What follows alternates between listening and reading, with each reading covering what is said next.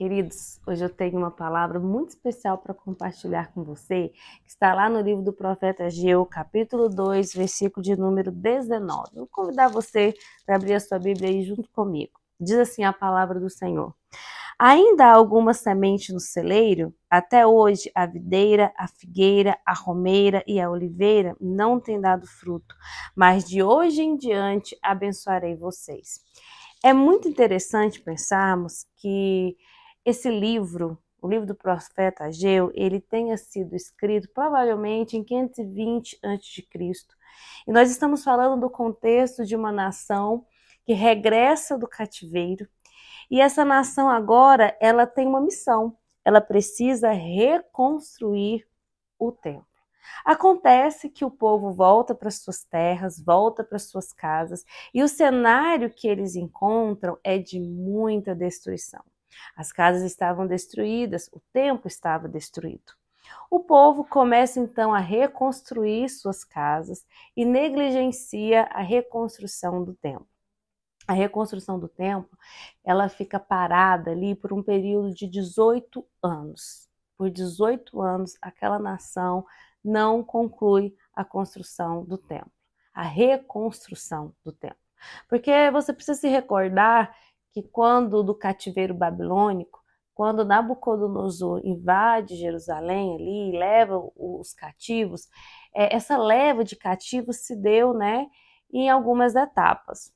E Nabucodonosor, por fim, ele acaba destruindo Jerusalém. Então, quando esse pessoal ele volta ali para sua terra, para sua pátria, havia um cenário de destruição. Mas aqui no livro do profeta Ageu, ele vai profetizar a toda uma nação e ele vai dizer a essa nação, o que o Senhor estava ordenando que ele dissesse. E é muito interessante que aqui no livro do profeta Ageu, no início dele, o Senhor diz assim ao seu povo: acaso é tempo de vocês morarem em casas de fino acabamento, enquanto a minha casa continua destruída? Então o Senhor está dizendo à sua nação: ei, voltem-se para a reconstrução do templo. É isso que eu quero para vocês.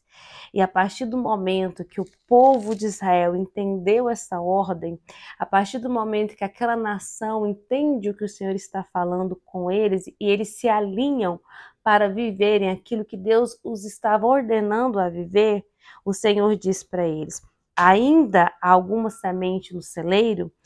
Até hoje a videira, a figueira, a romeira e a oliveira não têm dado fruto, mas de hoje em diante abençoarei vocês. A partir do momento que aquele povo obedece à vontade de Deus, começa a caminhar dentro da vontade de Deus, o Senhor começa a mudar a história. Então ele diz para aquele povo: de hoje em diante abençoarei vocês. Muitos de nós quer viver esse de hoje em diante nas nossas vidas, Quem que não quer ouvir de hoje em diante te abençoarei?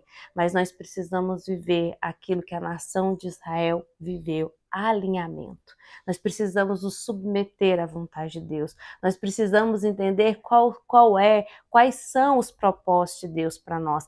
Caminhar dentro da visão que Deus tem para nós. Dizer: sim, Senhor, o que o Senhor tem para mim? A partir de hoje, Senhor, eu vou te obedecer. A partir de hoje, eu vou me submeter àquilo que o Senhor tem para a minha vida. Quando nós fazemos assim, o de hoje em diante, Deus nas nossas vidas chega, assim como chegou na vida de toda aquela nação. Quando aquela nação entendeu a visão, quando aquela nação entendeu o propósito, quando aquele povo se volta para a reconstrução do templo, aí o Senhor diz para eles: de hoje em diante, abençoarei vocês. Nós estamos começando um ano e eu desejo do fundo do meu coração que você possa fazer uma oração ao Senhor. Você possa dizer: Senhor, o que é que o Senhor quer? Qual é a direção? Qual é a visão? Porque Deus tem falado com você, eu tenho certeza. Eu tenho certeza que Deus tem falado e gerado palavras no seu coração sobre os propósitos dele para a sua vida, sobre os sonhos que ele tem para a sua vida, mas que você possa dizer ao Senhor: Senhor, de hoje em diante eu me submeto à tua vontade. Senhor, de hoje em diante o Senhor é o centro da minha vida, para que você possa ouvir do Senhor aquilo que ele disse à nação de Israel: De hoje em diante, abençoarei vocês. Quando nós andamos alinhados aos propósitos de Deus, aos sonhos de Deus para nós, as bênçãos de Deus recaem sobre as nossas vidas. Uma coisa que nós precisamos refletir é que muitas vezes, quando insistimos em semear sementes num terreno que Deus não tem para nós, não frutifica.